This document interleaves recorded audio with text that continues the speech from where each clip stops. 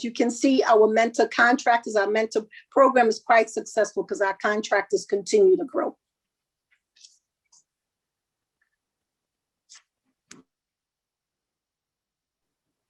And I guess we'll move on to our next question.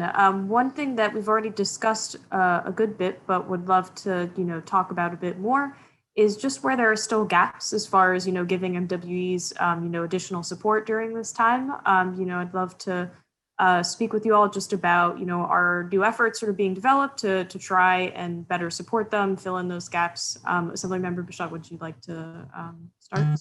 Sure, and I guess I want to focus on the money because, at the federal level, again, I want to reiterate what Magali Austin mentioned. PPP money given under the past administration did not help MWBEs. It was very, very limited. Small Black-owned businesses often do not have like a HR manager or an administrator to help them with the extensive paperwork that is required to apply for funding. Not to mention, you have these banks who are just turning their backs on these small businesses and MWBEs. So I must say that America, it's looking promising because we do have new leadership, we do have new administration. I literally had a meeting with Senator Chuck Schumer, and we literally spent some time talking about the funding that he's going to be advocating for, to continue to go to the community development financial institutions, which is called CDFIs, and some other alternative lending institutions. So we're working very diligently with him closely to make sure that it's not just 60 billion, maybe it'll be 100 billion, and that it will be spread out. So there is an opportunity. Specific amounts are earmarked for community development financial institutions, as mentioned, and it will be targeting smaller businesses with fewer than 10 employees. So there's an opportunity there, but that's where the gap is. The gap is, the gap is all over, but the main thing is how you're going to sustain your business. You need to pay people. And again, these smaller MWBEs and smaller businesses were just cut out throughout the whole process. It was almost like it was institutional. The bank said no, there was no resources to help fill out the application, with digital divide and having to transition from a brick and mortar to now a home-based digital model company. It was just very difficult for these small businesses who were really struggling already to jumpstart their businesses and sustain. So we're looking forward to it. We're working again with Senator Chuck Schumer, who is supporting and promised. So I'd like to jump in a little and say that I completely agree with Assemblywoman Bichotte. Our firms had a very hard time navigating the PPP loans. And what we did, we have a very successful mentor technical assistance program in which we have a consultant, a CM, construction management firm, the Velez organization, working with us to mentor and to provide technical assistance to our mentor firms. So what we did was immediately, under that umbrella, we have a CPA as well as an attorney. And my team started to reach out to all of our mentor firms, encouraging them and providing them with information and guidance on how to acquire the PPP loans. And in addition to that, we have a loan program with Sterling Bank, in which we negotiated with Sterling that our mentor firms who are working within our program will get a high priority coming through them to do the PPP loans.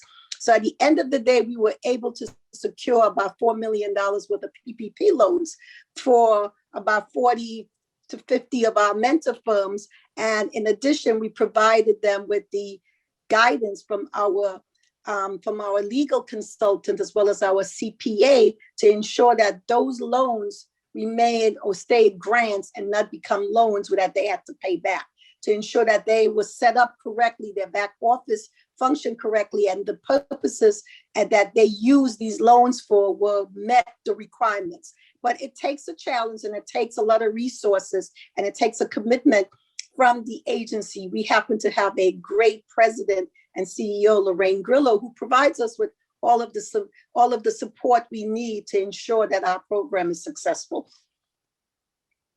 So Kay, at the risk of being repetitive, I want to echo what Assemblymember Bichotte said. There's tremendous need for federal support, both for the city to help offset the revenue gap, as well as restart many of our contract pipelines, right?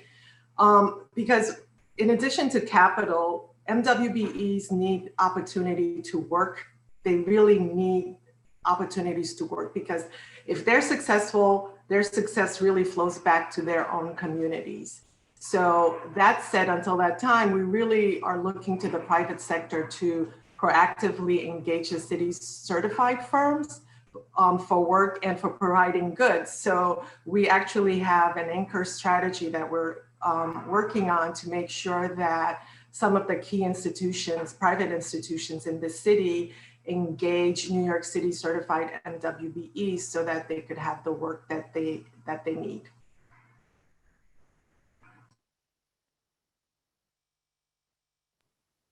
And I'll jump in with, I think, what will be our last question before I go to the audience Q&A, because there are a lot of questions that audience members have submitted that I'd like to get to. The one piece of the conversation is also thinking about the recovery after this COVID-19 crisis, and what sort of priorities city and state should be looking at to make sure we're addressing a lot of these gaps that we've discussed. And I'm just interested in hearing from you all what sort of priorities you'd like to see in that post-recovery phase. I'd like to start with you, Councilmember Cornegy, if you have any thoughts.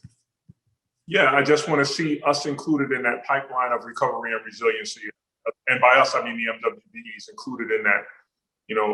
Everybody talked on the call today about a 20% participation from MWBEs, but I know we have been in the past way more aggressive than that and have demanded a 30%. I think that while we're pivoting and shifting, it's the absolute right time to begin to incorporate more MWBEs. I know on the city level, we're working with procurement specialists throughout every single agency to make sure that we're even shaking that up, because a lot of this happens in the procurement process, and really giving latitude to procurement officers to be able to make new relationships come to fruition. It's very easy for a procurement professional to stay with someone, especially in a crisis that they've dealt with before, that they feel like they can get the maximum out of in a short period of time. It takes a little bit more work to begin to incorporate MWBEs larger in that process. I'm looking forward to seeing that be more robust from a procurement perspective in all city agencies, and also from an access perspective in all city agencies. And I think we have the capacity to do it. We began that process in conjunction with the mayor's office prior to the pandemic. I think that we need to not stay relegated to the negative portion of the pandemic and look at this as an opportunity to begin to build back stronger by using our procurement specialists in a way that gives them latitude to work with more companies, including MWBs, especially MWB. You gotta stay. Sorry, go ahead. You got it?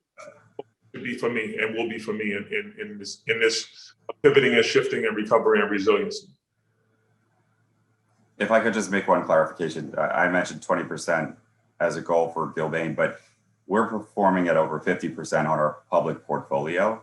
It's just that we have a big portfolio that's outside of the public realm, that's high rise and clients and customers that are not implementing goals, but we're applying it to everything. So while we're performing at over 50% on the public portfolio, we're aiming for 20% on everything. Whether or not the client cares about economic inclusion, we're going to push it. And we're increasing that to 25% next year, because we don't want to say 25% because it sounds better now. We want to be very measured and actually achieve what we say we're going to achieve. And we really do very detailed reporting on how we're doing. And we release monthly numbers and try to be as transparent as possible about this. So I know 20% doesn't sound sexy, but when you think about construction firms and what part of their portfolio you're not looking at because they're not public, I think you'll see that 20% is actually a really strong number. And I'm with you on the fact that that needs to go up to 25% and then maybe 30% in a couple of years.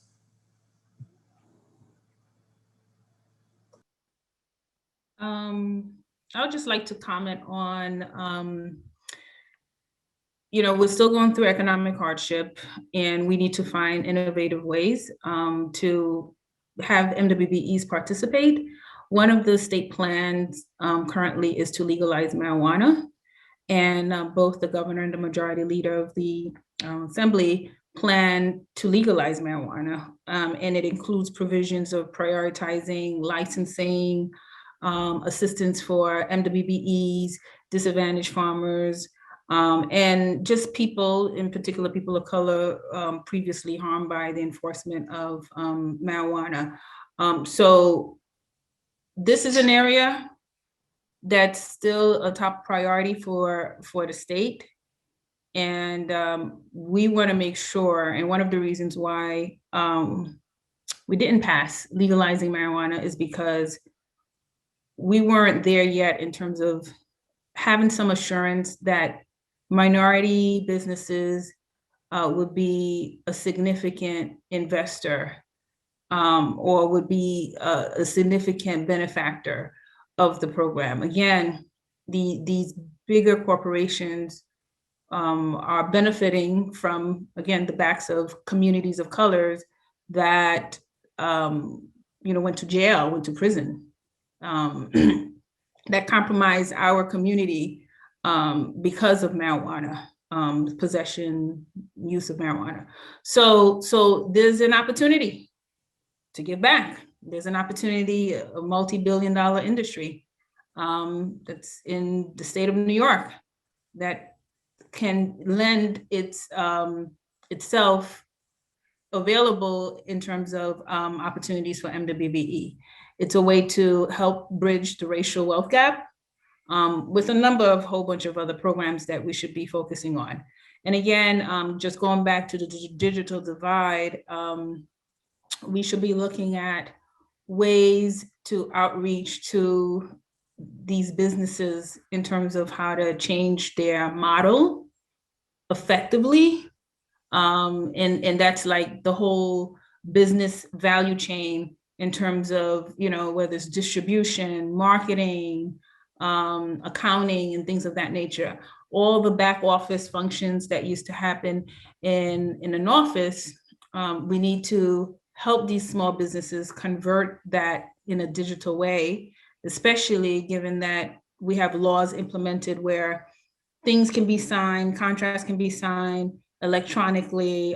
There's a lot of programs that can be used to negotiate agreements and things of that nature, as well as a bidding process on the procurement level.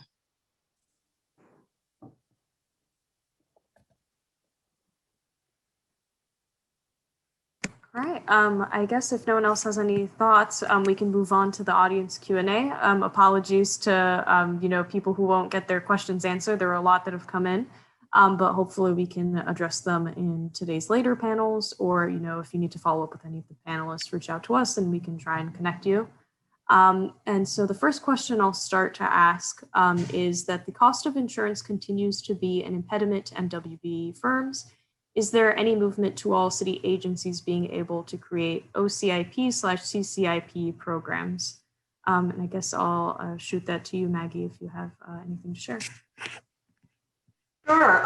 Actually, part of our legislative agenda is asking the state to provide us to the ability to create OCIPs and CCIPs, because as the audience member says, the cost of insurance is a huge issue for small businesses as well as MWBEs. And, as you know, our construction projects are awarded by the lowest responsive and responsible bidder. And if the cost of insurance is higher than the bidder will never be the lowest bidder. So we really want to make sure that we even the playing field, and that's why we're asking for the ability to do that. All right. And I guess we can move on to another question. So the next question asks, can you encourage or even put forth policy to ensure that pre-bid conference attendee lists are distributed? Some agencies do this, but some do not. It is one of the very best way for MWBEs to network in order to partner on bids. I'm interested in taking that. Yeah, I'll take that. So that, that's a policy that we've asked all agencies to do, and I'll make sure that I reiterate that to our agency partners, but it's something that they definitely have to do. Fantastic. All right, let me see what else there is. Another question to ask, is there any thought about giving opportunities to MWBE firms to be primes? Well, I mean, the goal of the MWBE program is really to build the capacity of MWBEs, even if they start out as subcontractors. The goal is for them to become primes, right? So to build their capacity, and Suzanne can reinforce that because that's what the mentor program does. Program. Right. Right? So Suzanne, I'm going to let you speak on that. Right, I was just about to say that our mentor program, all of our mentor firms are primes. They are the GC leading the project. And so as they continue to grow, they become able to bid into our open market against everyone else. And they continue to be primes. Yeah, and again, with the leadership of Assemblymember Bichotte, we also were awarded the opportunity to create a mentor program at the Department of Design and Construction, and we're looking forward to implementing that and giving opportunities to MWBEs to act as primes. I wanted to add that in addition to all of that, one of the problems, or one of the hurdles was the personal net worth. So you had a lot of smaller companies who were growing, and then their personal net worth also grew. And once they had reached that very tiny, small threshold of $3 million, they weren't able to continue with the program. So when you have, a threshold like a $3 million cap, that really hurts MWBEs from growing to become primes, So now that we had increased it to 15 million, and 15 million is the floor. There are different thresholds based on the industry. So a financial service industry, obviously, would be a much higher threshold. A construction service or construction company would be a much higher threshold for all the capitals and assets that you need, and just pretty much the real estate that you need for that as well, warehousing and all that. So all of these different thresholds were looked at and continue being looked at so that the program is not a program for just businesses, small businesses. It's a program to help businesses become medium-sized businesses, and then eventually become prime businesses where they can then turn around and mentor small businesses. I'll just jump in real quick and say that I think there's often the practice of, giving the goals to subcontractors and saying you have to meet these. And so one of the things that we try to do is make sure that our bid lists, the firms that we're bidding to directly, reflect the goals of the project, and which, as I said before, 20% is the minimum. Usually it's higher, and obviously in the public sector. But if we have a 30% goal, the bid list has to have at least 30% MWBEs on that bid list. And those, we consider them primes. We're the construction manager, but we usually break it up by trade, and they have a direct relationship with us. So I consider them primes, and then they have subcontractors. But while we think it's important to have that second tier have robust participation, because a lot of MWBEs are smaller, and that's just the reality of the situation, we really try to push it at the direct level as well, because we want to have relationships with these firms. And sometimes there are a lot of complications that come with having to be a sub, And so, yeah, we really try to hold ourselves accountable at the first tier level. Fantastic. Well, I think we're all out of time for the first panel today, but I appreciate you all, our panelists, for coming to discuss this topic. And thank you all to the audience members who are joining for today. And with that, I'll take it over to Ralph. Thank you. Thank you all for that wonderful discussion. Next, let me welcome our last panel, Diversity in New York, and our moderator. Oh, I'm sorry. I apologize. Next, let me welcome our moderator for our second panel, entitled Significant Procurement Projects and How All Companies Can Take Part Now. Annie McDonough, another reporter here at City and State New York, will introduce the panel. Thanks very much, Ralph. Hi, everyone. I'm Annie McDonough. I'm City and State's Tech and Policy reporter. I'm very excited to moderate this panel looking ahead at significant procurement projects in New York and how to ensure that minority and women-owned businesses are able to take advantage of those large opportunities. I'm not going to waste too much time here before getting started, but I want to note for everyone, as with the last panel, please feel free to post any questions for our panelists through the Q&A function at the bottom of your screen. I'll be monitoring that box throughout the panel, and then we'll leave some time at the end for questions as well. The topic at hand, large procurement projects. We are at the start of a new year here. Governor Cuomo just announced a $306 billion infrastructure plan. We have some federal funding coming through, hopefully. Taking a look at sort of the large procurement opportunities that lie ahead, I want to start out with the folks representing government agencies here and ask you to talk about the really practical steps that MWBE firms can take to actually take advantage of those opportunities, what programs exist that they should know about. Michael Garner, I'm going to ask that we start with you.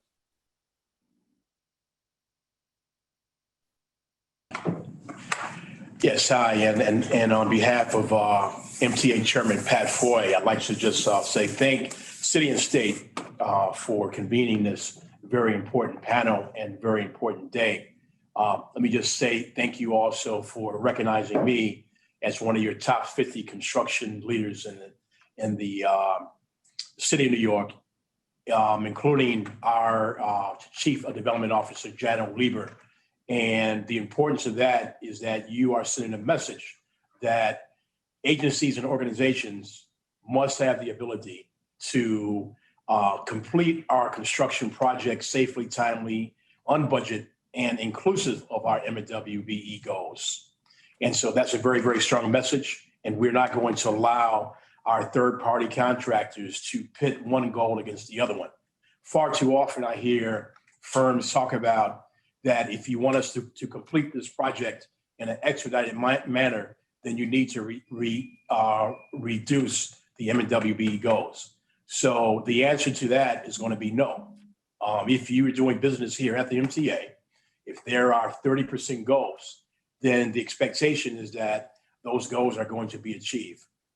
Let me also thank the leadership of Governor Andrew Cuomo, who announced his results recently of $3.1 billion that were paid to minority women-owned firms, $3.1 billion in 1 year. 25% of that total, or $772 million, came from the MTA. That was on our state-funded projects. Additionally, on our federally funded projects, there was an additional 304 payments made to New York State certified MWBE firms for a grand total of $1.1 billion. So last year, $1.1 billion in payments were made to New York State certified MWBE firms. And how did we do that? We did that because we're not blinded by problems, but we focus on solutions. In creating the MTA Small Business Mentoring Program, in focusing on legal services, investment banking fees, asset fund managers, vendors and suppliers, information technology. And so, yes, so as I'm the Vice President and Chief Diversity Officer here at the MTA, we focus on solutions, and we're moving to include all of our MWBE firms in the goods and services that we buy. Great. Keith Wright, can I pass it to you over at the Port Authority? Sure. Thank you, Annie, and thank you for having us. I'm Keith Wright. I am the Director of Business Diversity at the Port Authority, and happy to join this conversation with the rest of the panelists. At the Port Authority, as we are approaching we are in our centennial year, we have a long-standing record of supporting MWBE opportunities. What was the Office of Business and Job Opportunity in 1985 under Rebecca Doggett is now the Office of Business, Diversity, and Civil Rights, headed by me. And our focus in that area, to your question, is how do we singularly focus on increasing opportunities for the M&W community? And the way we do that is in three particular areas. Clearly, the one is certification, making sure you are who you say you are. But then once we get beyond that, we focus on capacity building and compliance. And the biggest takeaway for your audience is to attend these type of events here in terms of gaining awareness, but also making sure that you are being a part of the community or the outreach things that we do as an organization. And so I know we're going to talk about this a little bit later, but we have a number of programs that we constantly put on the market to reach the community. And that's the community at all levels, from those who are sort of just starting out, trying to find their way, how to navigate the Port Authority, or those who are doing major works that may not be known to us here at the agency. We want to know who is doing the work, how they're doing the work, where they're doing the work, and then whatever perceived barriers or real barriers that might be in existence, keeping them from moving from subs to primes. That's the conversations that we want to have so that we can look at our internal processes and make sure that we aren't part of the problem, but rather we are part of the solution. So again, happy to be here, happy to take questions from your audience. But the Port Authority, as I said, we have a long-standing history. To Michael's point about the big numbers in New York, we just released a press release that we have achieved the goal of 1.6 billion in MWBE spending just at LaGuardia Airport. So we're happy to be part of this conversation today, but most important, we're happy to be part of the long-term solution. I do want to get more details from you on some of those programs. I know, Michael Garner, you mentioned the Small Business Mentoring Program as well. I want to hear a bit more about that. But first, Commissioner Doris, can you talk a little bit about the opportunities available? Yeah, certainly. Thank you again, Annie, for having me. And it's really good to be on with my colleagues in government and in the private sector who are doing great work in this space.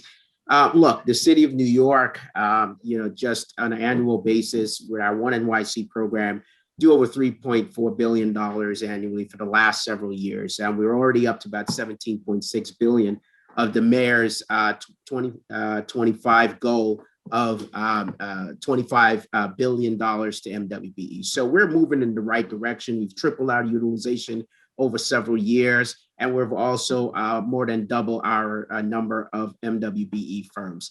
So we're going in the right direction. But here at SBS, I think this question concerning what do MWBEs need to do to take advantage is really what we do every single day. We work with these small businesses to get them prepared to engage in these projects, $50+ billion capital program that the city has. So we start to talk to MWBEs and say, the first thing you got to do is you build your personal and business credit. You've got to get that together in order for you to participate, to mobilize what you need to engage in these contracting opportunities. Back office, make sure that you have your administrative and financial documentation together. Joint ventures, think outside the box. You've got to strategize with other businesses, come together to focus on opportunities that you can take advantage of and create those strategic partnerships. I also say that, we provide over 24 programs for MWBEs, again, to get them ready to participate in these large contracts. Sell into government workshops we have, capacity building programs that we have at the city here, and also procurement, technical assistance, and support. how you actually fill out your applications, fill out your bids, do what you need to do to engage. And some of the recent programs we've launched, one is around helping Black entrepreneurs advance in our BNYC program. Hopefully we can talk about that a little bit more as this is Black History Month. And then also working with strategic private sector partners like Deloitte, and who's initiated a playbook for us to work with our small businesses, again, getting them ready to engage in these programs. And then, of course, at SBS, we have our Meet the Agency series, a monthly webinar series where we take MWBEs, we bring the decision makers from the agencies, and we combine and bring them together. And we have a MWBE mentor program as well, and an intensive technical assistance program for MWBEs. All that to say, these programs are necessary. And it's important that all MWBEs really take advantage of these programs. And that's what you need to do in order for you to really engage in our procurement processes. We are there to help you find the financing, find the opportunities, but you also have to work on your business as well. And that's what we're here to do, to help you do. Great. And we will get into more details about those programs from all of you. But I want to go to, we have Michael Sutton here. I'm curious to hear how you've navigated and succeeded in securing large contracts in New York, and what you can tell other firms about what they need to do to be able to succeed. What's worked for you? What would you recommend to our audience here? Excuse me. Well, first, I'd like to say that I know several of the gentlemen that is presenters on the panel today. Jonnel, he's been helpful regarding our success. Michael Garner has been helpful regarding our success. And Keith Wright has also been helpful regarding our success. And, one of the things that I would say about, running and owning a business is that it's very challenging. It's hard work, and it takes a lot of planning. You just cannot operate by the seat of your pants. You really have to, before you do anything, like right now, we're in the process of doing our strategic plan for the next 5 years. And that is also including pivoting with regards to COVID-19. So we're embracing remote work, but you have to start off with a plan. You have to do your homework. You have to do your research. And give you an idea, when I say that is that you really got to do some hard thinking about who you are as a company, as a person, depending on your size. I started off with a company, it was just myself and a CAD operator. And when I went into business, I had a business plan. I created a business plan from the very beginning where I studied the market, my competitors. I did pro forma financial statements and all types of projections and things of that nature. And so I started off with a plan. And I can tell you, just doing the plan, that was kind of like my PhD in business, because once I did my first business plan, I really understood the business that I'm in. And now it was just a matter of, okay, executing, right? Now I got to execute. Here I am. I got 2 people, myself and a CAD operator, and I'm off and running. I had prime contracts from the very beginning. And of course, we did a lot of subbing also. But when I did the business plan, there's also was a section in there was about relationship mapping. In the markets that I was in, I figured out, who do I need to meet? In government, who do I need to meet in the other consulting and engineering firms? And so I laid out all the people that I need to meet, and I say, who do I know and who I don't know? And the people that I did not know, I said, how am I going to meet these people? They don't know me. If I pick up the telephone and call them, they say, oh, Michael Sutton is on the telephone. Who is Michael Sutton? And so I had to figure out how to meet the people that I did not know. And that's again through relationship mapping. I would say, okay, Joe knows him, Sally knows her. Let me ask Sally to introduce me to the person. Let me ask Joe to introduce me to the person. And then again, it's like I say, it's very challenging. You know, in the first 5 years of business, 80% of businesses fail. And I did not want to be one of those failures. So I worked very hard. I worked the first 5 years that I was in business. I worked 7 days a week for 5 years. I worked 7 days a week. And I used to go to church before I started my business. Once I started my business, I stopped going to church because I was at work on Sundays. I used to be involved in a lot of organizations doing philanthropic stuff. I didn't have time for that anymore. I had to focus on my business. Now I have more time. You know, we got about 100 plus people.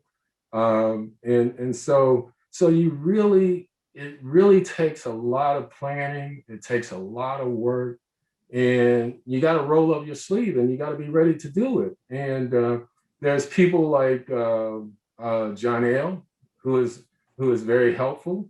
There's people like Michael Garner, who is very helpful. There's people like Keith Wright that is very helpful. So, you know, I made it a point to meet them.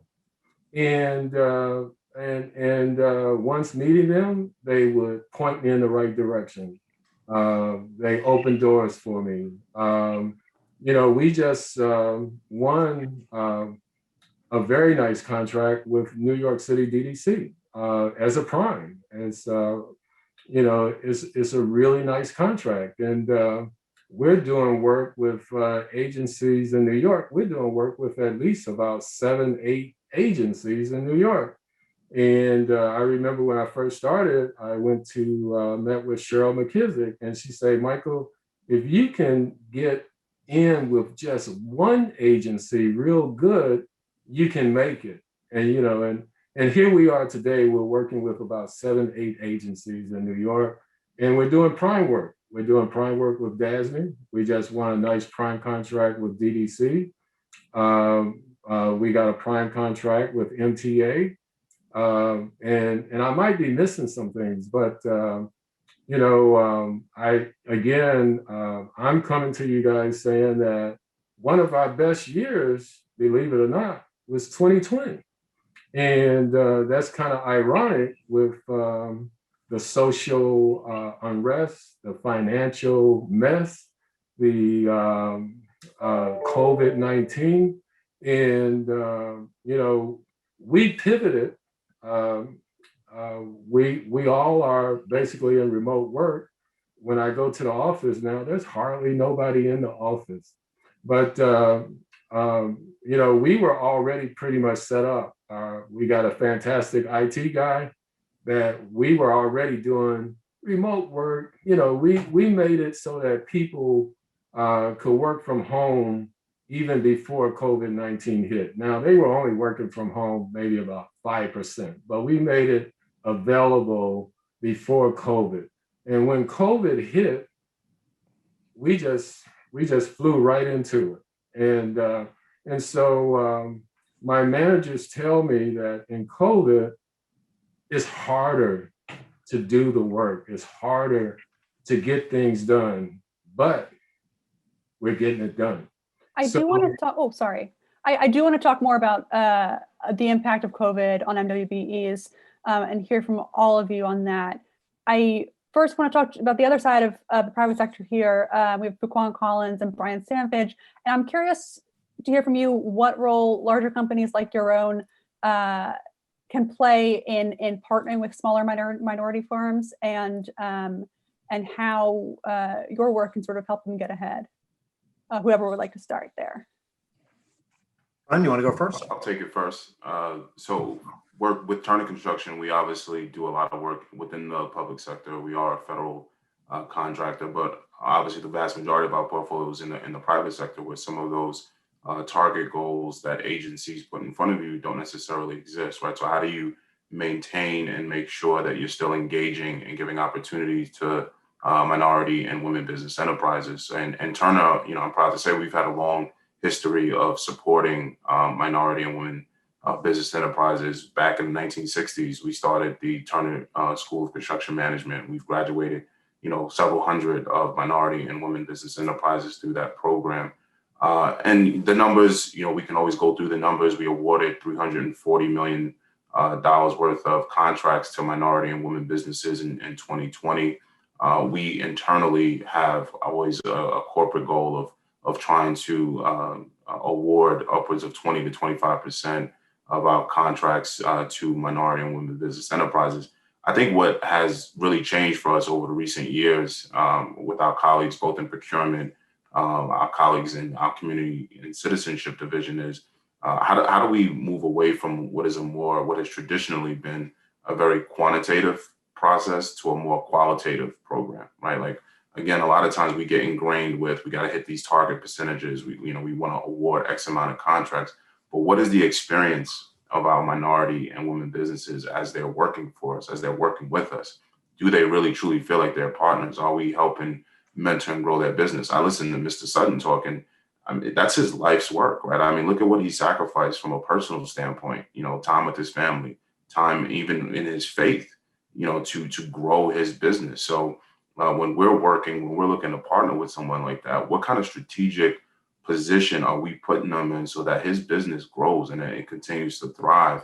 And what is his experience like in working with us? Because we can give him a $10 million, $20 million contract, but if that project isn't the right fit, if that's what ends up driving him out of business because he's overreached or he's overextended, then that's a failed program, regardless of the amount of dollars that were subcontracted to him. But if our program becomes, as it has been over the last couple of years, become more qualitative, where we're really investing in these strategic partnerships, we're being transparent with in companies like Michael's in terms of, here's the opportunities that is available for you. We think this one is probably more of a fit for your current circumstances, your current bandwidth.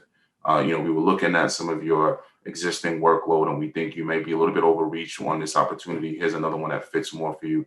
Now we're really developing what those partnerships should mean, what these programs should mean, which is growing, sustaining our minority and women businesses so that they can continue to grow and thrive.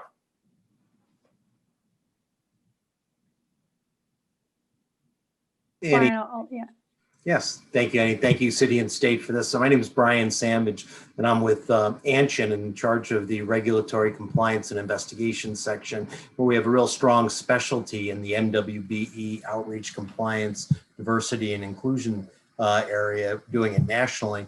But, to Fuquan's comments or to Michael Sutton's, working on how do you ultimately drive the capacity and build that out, and then showing the transparency, but also to make sure that there's the sustainability that these firms, kind of mentioned the size of the project, so working with government agencies and governments, as well as program managers and the large construction companies, what is the best fit? What are the best bid packages that ultimately are in reach for the MWBE community, whether that is as a prime or as a subcontractor to work to do that, and doing that early on to make sure that we can get to, the goals that, whether it's 30 or 36% that we're starting to see on some of these, and being able to obtain those. And I think the real key to that is the early on work, before these jobs are ultimately bought out, is where we're seeing the real success on these. Thank you all for doing that. I want to ask, there's sort of a large gap, I believe, in terms of what New York has in terms of MWBE certified firms and the extent to which those firms are utilized in getting large contracts here. And I'm curious to hear from all of you what New York State and New York City can do better to increase utilization and make sure that these firms are not just competing, but getting these large contracts that we're talking about. Whoever would like to start on that one, please jump in. So let me just say that we touched upon it, the Small Business Mentoring Program. The port has a mentoring program under Jonnel Doris' leadership when he was special advisor to Mayor Bill de Blasio. Their focus was to create mentor programs, which was successful at the SCA, where that program originated in 1992. And so it was navigated over here to the MTA, but we had to go and change state law because we did a listening tour when we got here 12 years ago. And we listened to what our MWBEs had to say. And the average agency would have said, you know, what you want sounds good, but it's in violation of New York state law. And so MWBEs need to say that we'll change the law. So we went to Albany and we changed the law and we created the MTA Small Business Mentoring Program. In 3 or 4 months, we are going to exceed $500 million in direct prime contract awards in that program.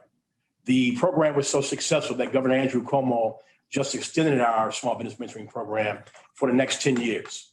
That program gives us the ability to debundle larger projects, to design smaller projects, and allocate those projects to the MTA Small Business Mentoring Program. We put 8 firms on a bid list. They will bid amongst themselves on that bid list. We waive bonding because we've created our own internal bond program. So if you're bondless, we will then wrap you up with our internal bond. So we are our own surety. And then we've hired Carver Federal Savings Bank, one of the largest Black banks in the nation, to issue loans up to $900,000 per contract to a firm who wins the contract. And then we pay contractors in 10 days, right? In 10 days. Once you submit your accurate invoice to us, it is mandated by our internal policy to pay that contractor in 10 days. And so we've taken all of the barriers to entry, we've eradicated those barriers to entry, we paid for programming, and now we're starting to see MWBE contractors who had a history of only doing subcontract work here at the MTA because we have a $12 billion project, Eastside Access. We have a $2 billion project, Third Track. We have a $7 billion project, Second Avenue Subway. So we are debundling, and it is a game changer with the MWBE firm who is only regulated to work as a subcontractor, now to work as a prime contractor for North America's largest transportation network, the MTA. So thank you so much, Michael. And I just want to jump in here because you know, he laid out, I think, sort of how do we sort of build successful utilization and grow it. And a lot of it starts with the policy, starts with the laws. When I first joined the city as the first senior advisor and director of the mayor's office of MWBEs, the city's discretionary spend was $20,000. $20,000, and annually we do 20 billion plus just with our mayoral agencies alone. It was unbelievable. The state at the time was 200,000. So we literally had to go change the state law. And the first shot around, we got 150, still not at the 200,000 where the state was. And then we went back again a year and a half ago, and we were able to get up to 500,000. And still, we believe that if we want to increase utilization, we want to make sure that the discretionary ability of our city agencies go even higher. We were asking for $1 million, similar to what the MTA has. Again, other things that we're restricted of doing. The OSIP, which is the owner control insurance program that Michael just talked about, that the MTA has, the city does not have the ability to do that. So when you have such a discrepancy in policies from the state level to the municipal level, you do have a disconnect because many times a lot of those state firms are also city certified firms. We have over 10,000 city certified firms now. So look, I think there's a policy and law changes from the state side, but also at the city. We did some changes. The mayor just recently, this past summer, implemented EO 55, Executive Order 55, that mandated increased accountability at the agency level, appointing chief diversity officers at every single agency, something we didn't have before. Increased, again, mandates around the discretionary spend up, which is now 500,000. Again, just a few years ago, it was $20,000 in a $89 billion, $90 billion budget, which is, you know, it just didn't match. And then also to evaluate for us, really on a subcontractor participation goal on renewed contracts, or contracts that are more likely to be renewed, all that within that executive order. And of course, mandating the use of MWBEs on emergency contracts as well, something that was also barred. And so we were able to do that over the summer. And with the mayor, again, just looking for ways for us to increase opportunities for MWBEs. We really do believe that the 1 million mark is where we need to be right now, particularly coming out of this pandemic, where the city government is an option to restore our economy, restore our small businesses, and restore our MWBEs. I'll end with this. We also understand that business owners themselves also, in order to increase that opportunity, must do things to help themselves as well. And one of the things that we want to make sure that we do to help the business owners is make sure that they are working with the city when it comes to access to capital, making sure that you align yourself appropriately with the programs that we have to assist you in that. For instance, at the city, if you get a contract with the city in a calendar year, you can get up to $1 million. And during the pandemic, it's 0% interest rate. And when it was before the pandemic, it was 3%. We capped it at 3%. You can get that assistance. Again, take advantage of the capacity building programs that we have, and the technical assistance and the mentorship program what Michael talked about, which is so important. Again, the city could not have done a mentorship program like the MTA, the SCA. We went to Albany and we changed the law, and we now have the ability to do it, and it's being implemented at DDC now, and it's being built out. The last thing I say is 2/3 of the MWBEs that win contracts with the city, 2/3 have utilized one of our services here at SBS. And so we want you to make sure, if you want to win, you have to take advantage of these resources that are available to you. Great, thank you. Anybody else want to weigh in on this one? Yeah, let me just jump in. I have a couple of favorite quotes that I kind of keep in mind. One is from Max Dupree, who says that the first thing leaders must do is define the reality. The next one is from John Maxwell, says that everything rises and falls on leadership. And the third one is from our executive director, Rick Cotton, who tells us that everything rides on integrity. And I gave those quotes as a preface to the work that we're doing, have done, and will continue to do. I didn't mention that I was at the Port Authority in the 80s, left, went to DC, came back in 2018. So some things have changed, some things remain the same. But as we define this reality and helping the MWBE community, the first thing that's most important is to continue to listen to them and have them help us help them. A clear example of this is we talk about prompt payments, which Michael mentioned that we pay in, his organization pays in 10 days. We have that language in our contract as well. But here's what we found. We found that a lot of the MWBEs or the MBEs specifically were not even raising the issue that they weren't getting paid for fear that there might be some backlash in the industry, that somebody might put them on a certain list. So they suffered quietly. And so one of the things that we are trying to really encourage is it's important whether, from, and Mike Messiah, our chief diversity officer, made it very clear that we can't be so insular that we're only talking inside the agencies or agency to agencies. We have to make sure that we have real conversations with people like the Michael Suttons of the world and others, so that we are getting the right information to remove the different barriers. Another example is why are you so focused on the construction side? What are you doing for the architects and engineers?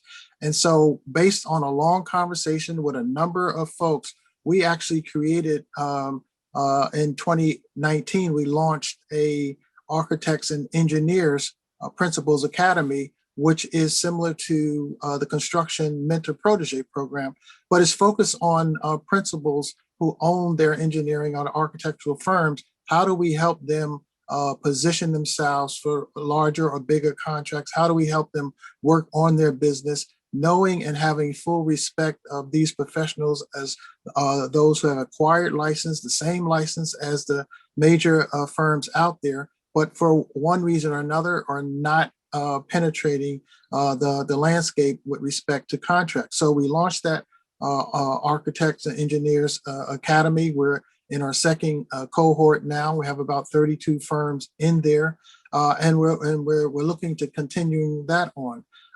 The other example I would give is the community, MBE community came to us and said, you're trying to hang your hat on these subcontracting goals. However, when we look at your RFPs and we look at your language, your design build language doesn't really allow for A&Es or other firms to participate in the life cycle of the project. So our chief procurement officer, working directly with MBE folks, said, let's talk about that.